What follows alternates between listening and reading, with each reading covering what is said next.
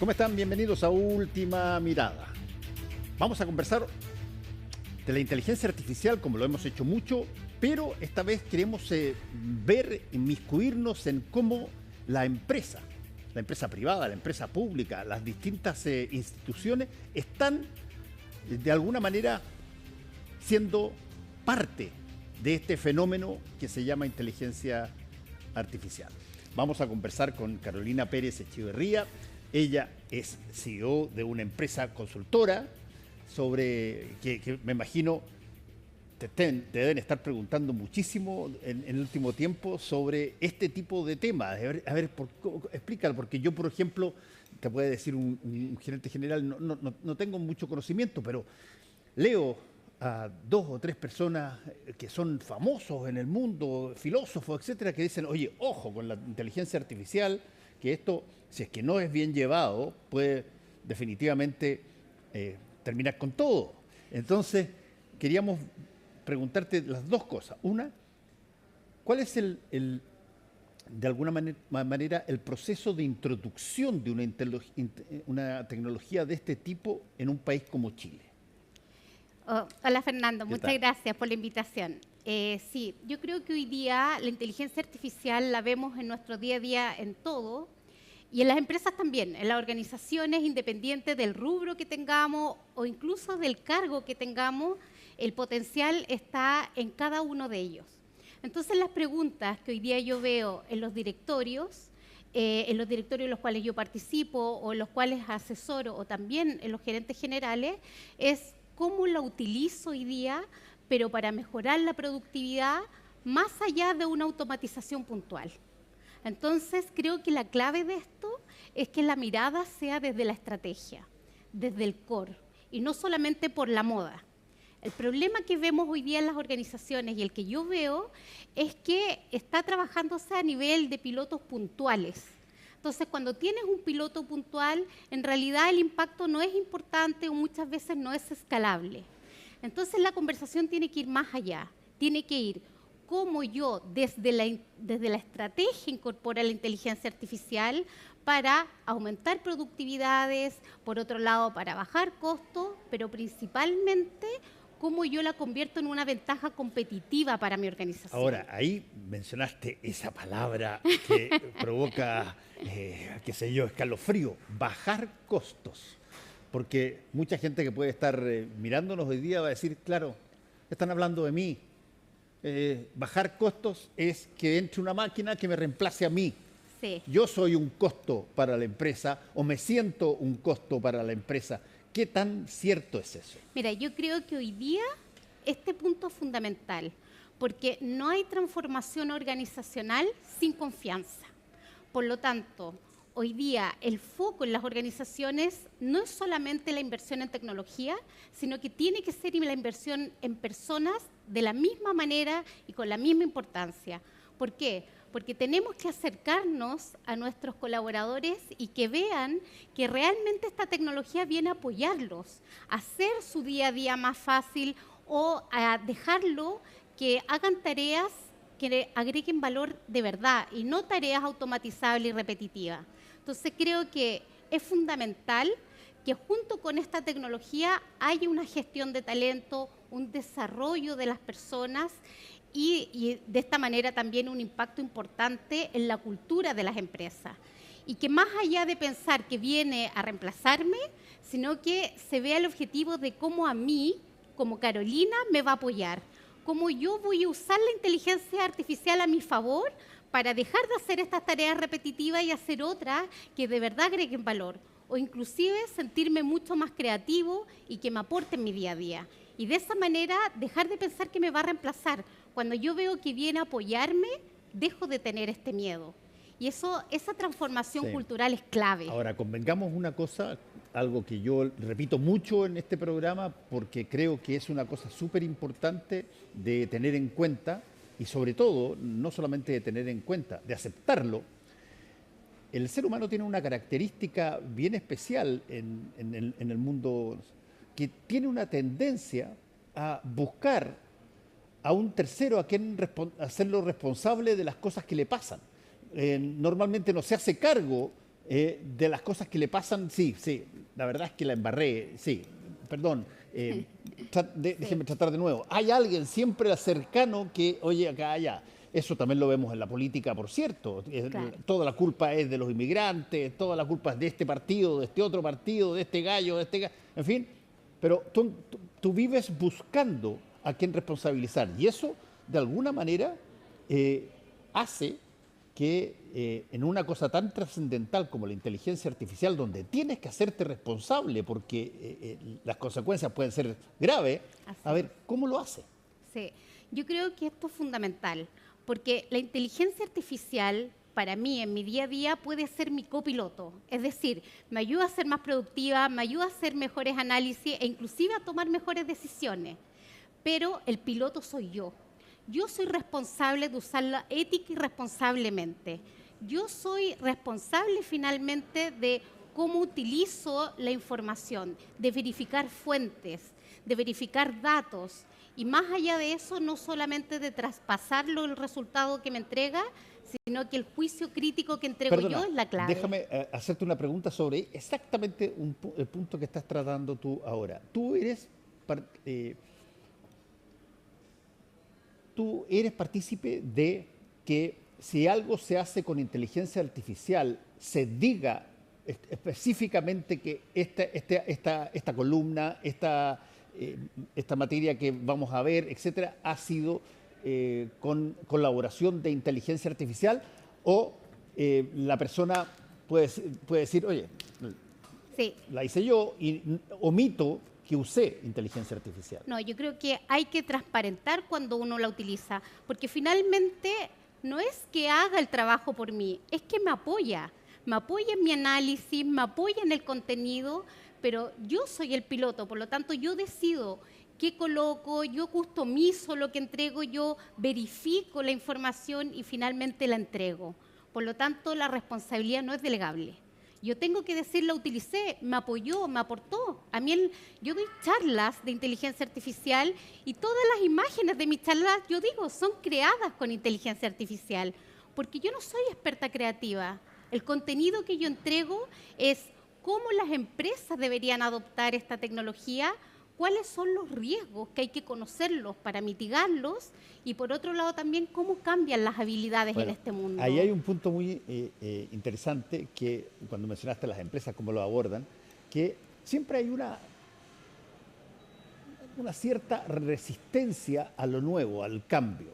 Sí. ¿Por qué? Y también lo he dicho mucho acá, bueno, porque el cambio tienes tú que aprender cómo funciona y eso implica sacarte de algo que era cómodo, que era la rutina de lo que tú ya sabías hacer. Así es. Entonces tienes que aprender de nuevo. A todos nos cuesta. Tienes que aprender de nuevo. Sí. Y eso, a ver, ¿qué tanto sientes tú que de alguna manera todavía provoca una distancia entre la población y la inteligencia artificial? Mira, yo creo que el miedo está a quedarse atrás, al no saber utilizarlo, al que me reemplace, lo que hablábamos recién, pero para mí la clave es la práctica, que vean en casos reales lo fácil que es usar estas herramientas de inteligencia artificial, lo intuitiva que son, pero el impacto que tienen. Y esto yo lo veo, por ejemplo, en las empresas cuando hago estos talleres de inteligencia artificial que usamos casos de negocios reales de las empresas y hay colaboradores de todos los géneros y de todas las edades y de distintos cargos, desde CEO, C-Level hasta jefaturas y otros cargos. Entonces, cuando entran a la tarea es como, yo no sé nada de inteligencia artificial. Y cuando salen dicen, estoy impactado. O sea, lo fácil que es de usarlo y cómo me va a ayudar. Entonces, creo que la clave es que vean finalmente resultados, pero para ellos, en su día a día. Ahí hay un punto, Carolina, que me parece tremendamente importante. Porque dentro de la mitología de la inteligencia artificial está en que la inteligencia artificial, por definición, no comete errores.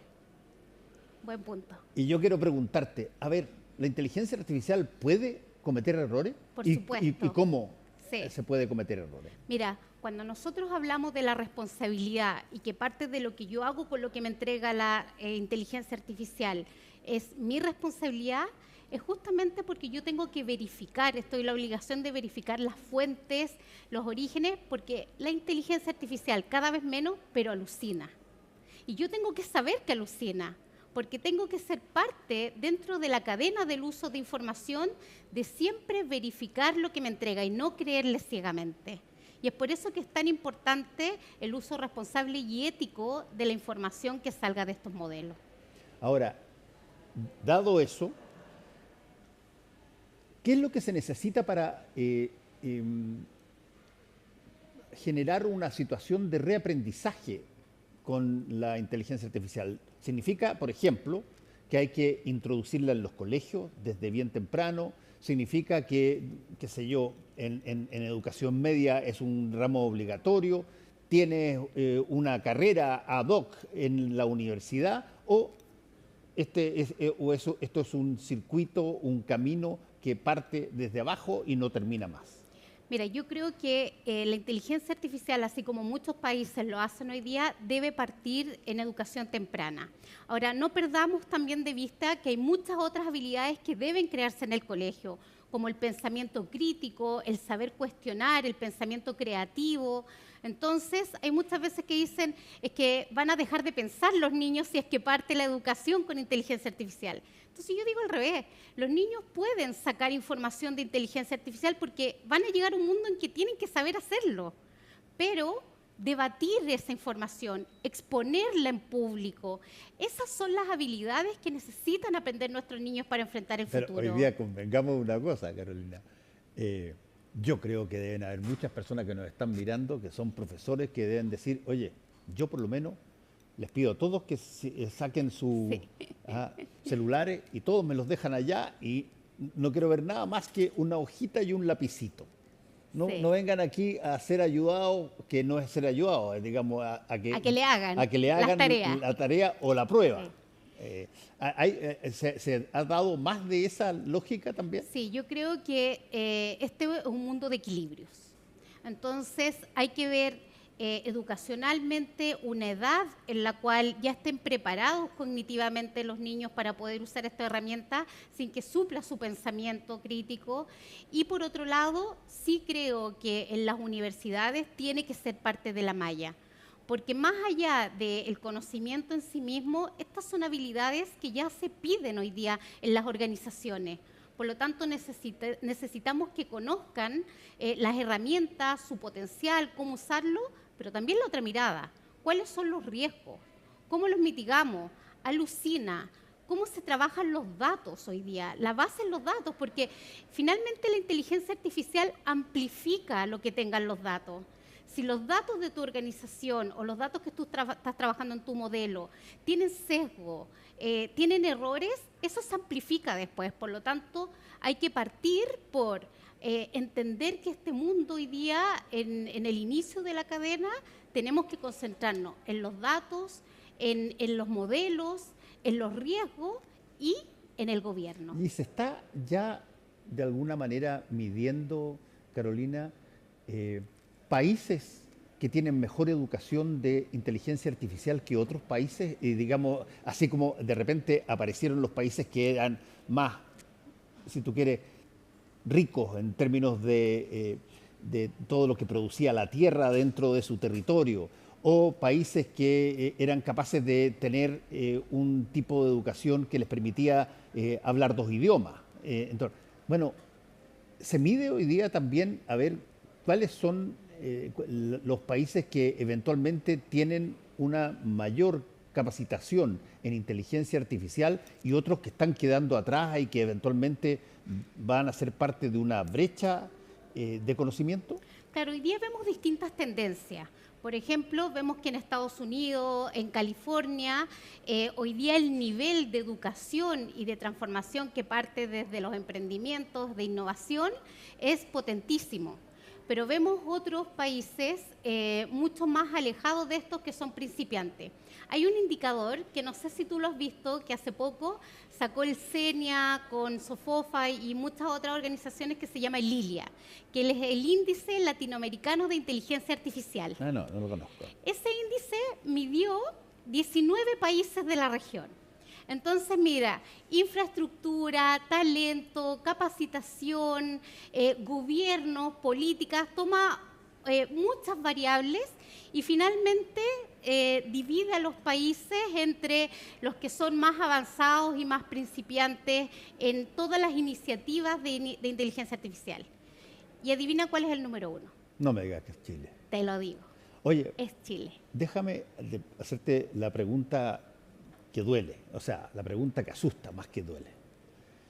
Todo esto que estamos hablando ahora y que la gente nos ha escuchado tiene que ver con un uso de inteligencia artificial asociada básicamente a los resultados de las empresas, a la educación, si tú quieres, a ser mejor, si tú quieres, a ser humano en materia cognitiva, todo eso. No hemos hablado de, oye, pero si la inteligencia artificial también se puede usar para construir mejores armas, para construir situaciones que tengan que ver con rivalidades con otros países. ¿Qué tanto esto que se admira mucho por el uso que puede tener para el ciudadano, resulta que si tú lo llevas a otra variable o a otra rama, como puede ser las Fuerzas Armadas, estamos hablando de inteligencia artificial para tener capacidad de someter a otro? Así es. Esta es una pregunta que me hacen mucho en las charlas y tiene que ver más que con la tecnología, tiene que ver con la humanidad. Porque la tecnología se puede llamar inteligencia artificial, el día de mañana se va a llamar computación cuántica. Y si cae cualquiera de estas tecnologías en malas manos, por decirlo de una manera, que hagan un mal uso de ellas, por supuesto que esto va a ir en contra de todos nosotros. Entonces, la clave de esto es partiendo por el uso ético y responsable, pero también por el gobierno. Es decir, en las empresas, tener políticas claras, por ejemplo, de qué se puede hacer y qué no, pero también a nivel internacional, de qué se puede hacer, qué no, cómo utilizarla y, por supuesto, sanciones. Ahora, esto no es inteligencia artificial, esto tiene que ver con el ser humano, sí, que antes pudo haber usado mal Internet y mañana puede usar mal computación cuántica, pero esa ya escapa de tecnología, es una conversación más de humano. El único problema es que usar mal a Internet en un mundo donde había un país con bombas nucleares es distinto a usar inteligencia artificial con un propósito bélico en un país, en un mundo donde hay 15 países hoy día con bombas nucleares. Entonces, desde ese punto de vista, ¿cómo se resguarda el crecimiento, el desarrollo de la inteligencia artificial ya sacada del ámbito escolar para generarte sabiduría y eventualmente llevada a un lugar donde lo que buscas es poder? Sí, yo creo que la clave para todo es la gobernanza, es crear políticas, es crear sanciones, como todo finalmente se regula en la vida.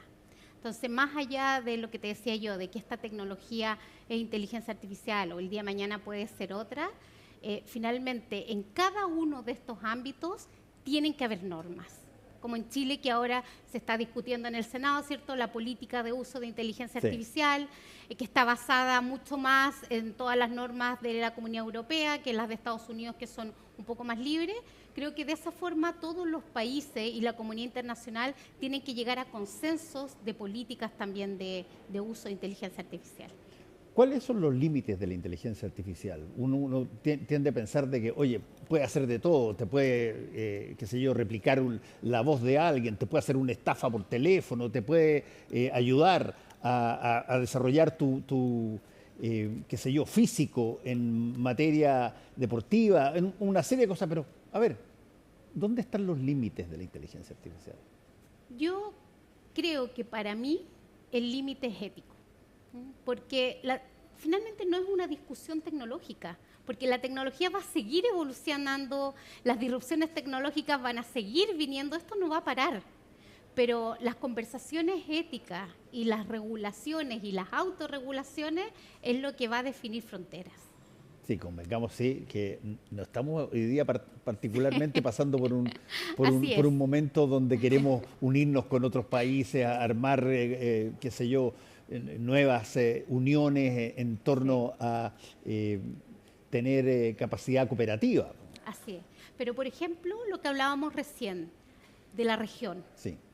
Hablamos de 19 países, de los cuales hay 3 países, los 3 primeros lugares, que concentran el 90% de la inversión en inteligencia artificial. Pero los otros 16 países de la región no. Entonces yo creo que sí tenemos que crear ayudas regionales, políticas regionales, en las cuales potenciemos este uso, con normas éticas y con gobernanza. Déjame hacerte la última pregunta que tiene que ver con, ok, la inteligencia artificial ya está posicionada, se habla mucho de ella y todo lo demás. Tú mencionaste una cosa que me parece súper importante, que es la relación entre la ética y algo que es tecnológico, que te da resultado instantáneo, que desde ese punto de vista tú puedes decir, oye, ¿para qué sirve pensar tanto? ¿Qué sé yo, si los Sócrates, todo esto está muerto ya? ¿Qué tanto sigue? Mira esto, te da un resultado inmediato y te lo muestro aquí. ¿Quieres componer una canción? Y ponle 3 palabras que quieres que representen la canción y te van a dar al tiro una canción. Entonces, ¿qué tenemos que estar pensando en la ética? ¿Qué tenemos que estar pensando en la moral? Es por lo mismo que hablábamos de la responsabilidad, que es indelegable. Yo puedo utilizar estas herramientas de inteligencia artificial, pero de la forma en que las utilice, cómo voy a generar el contenido y para qué lo voy a desplegar después, eso es responsabilidad mía. Sí. Entonces, creo que es fundamental que se entienda, por ejemplo, en las organizaciones, que el desafío no es solo tecnológico, también es cultural y debe estar acompañado de gobernanza y de ética. Carolina, muchas gracias por haber estado con nosotros hoy día en la noche, hablando de un tema que es como quizás de alguna manera hemos tenido con anterioridad situaciones de este tipo, que es una nueva tecnología de la cual inevitablemente todos de alguna manera vamos a lidiar con ella. Ya sea en la casa, ya sea en el colegio, ya sea en la universidad, ya sea en la empresa.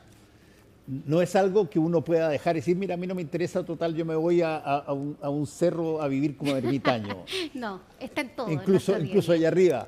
Así es. Está más cerca de los satélites. Así es. Lo importante es recordar que la inteligencia artificial es tu copiloto, pero el piloto eres tú. Así es. Así que muchas gracias por la invitación. Gracias a ti, Carolina.